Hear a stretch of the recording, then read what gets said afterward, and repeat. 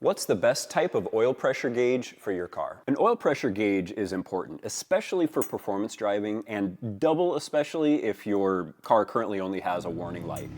We have learned the hard way that engines don't live very long without oil pressure, and a gauge is the best way to keep tabs on your investment and what's going on under the hood. There are two basic types of oil pressure gauges, mechanical and electrical, and each has its advantages and disadvantages. Let's start with mechanical gauges. These have a feed of actual engine oil right into the back of the gauge. In our experience, these are the most dependable and accurate.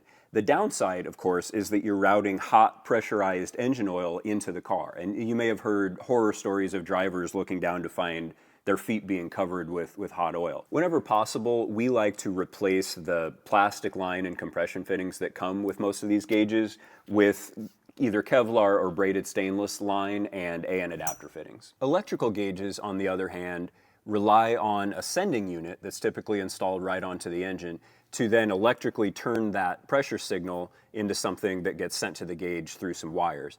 These forego the need to route the oil into the car, but in our experience, these can be a little bit less dependable and a little bit less accurate. So it can be a little bit like a game of telephone. If you have a sender that's mismatched to the gauge, the message that starts out at the engine is different by the time it gets to the gauge.